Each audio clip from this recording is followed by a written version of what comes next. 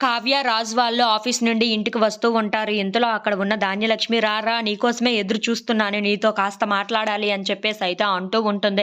ఆ మాటలు వినగానే అక్కడ ఉన్న కావ్య ఏం మాట్లాడాలి అని చెప్పేసైతే అడుగుతూ ఉంటుంది. ఇంతలో అక్కడ ఉన్న రుద్రాని "మా కార్డ్స్‌ని నువ్వు బ్లాక్ చేశావా?" అని చెప్పేసైతే అడుగుతూ ఉంటుంది. ఆ మాటలు వినగానే అక్కడ ఉన్న రాజు అయితే ఒక్కసారిగా షాక్ అయిపోతూ ఉంటాడు. ఇంతలో అక్కడ ఉన్న కావ్య మాత్రం "అవును బ్లాక్ చేశాను. మీరు ఎలాగ విచ్చలవిడిగా ఖర్చు పెడుతూ ఉంటే అలా చూస్తూ నేను ఊరుకోలేను. అందుకే మీ కార్డ్స్ అందరివి బ్లాక్ చేశాను" అని చెప్పేసైతే అంటూ ఉంటుంది. ఆ మాటలు వినగానే అక్కడ ఉన్న ధాన్యలక్ష్మి మాత్రం "అవునా! మరి మావి బ్లాక్ చేశావు. మరి మీ అక్కదెందుకు బ్లాక్ చేయలేదు? పైగా మీ అక్కకి డైమండ్ నెక్లెస్ కూడా కొనిచ్చావు కదా నువ్వు" అని చెప్పేసైతే అంటూ ఉంటుంది. ఆ మాటలు వినగానే అక్కడ ఉన్న కావ్య అయితే ఒక్కసారిగా షాక్ అయిపోతూ ఉంటుంది. "నేనెప్పుడు మా అక్కకి డైమండ్ నెక్లెస్ కొనిచ్చాను" అని చెప్పేసైతే అంటూ ఉంటుంది. ఇంతలో అక్కడ ఉన్న రాజు మాత్రం "ఏంటి కావ్య ఇలా చేస్తుంది" అని చెప్పేసైతే అనుకుంటూ ఉంటుంది. ఇంతలో అక్కడ ఉన్న ధాన్యలక్ష్మి మాత్రం "ఏంటి ఏం మాట్లాడుతున్నావు?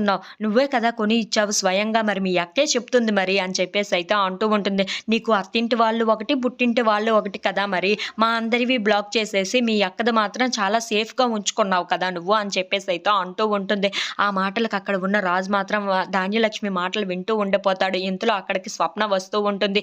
"ఏంటక్క నీకు ఆ డైమండ్ నెక్లెస్ ఎక్కడిది?" అని చెప్పేసైతే అడుగుతూ ఉంటుంది. ఆ మాటలు వినగానే అక్కడ ఉన్న స్వప్న అయితే "నువ్వే కదా చెక్ మీద రాసిచ్చావు డైమండ్ నెక్లెస్ కొనుక్కోమని కూడా చెప్పావు" అని చెప్పేసైతే అంటూ ఉంటుంది.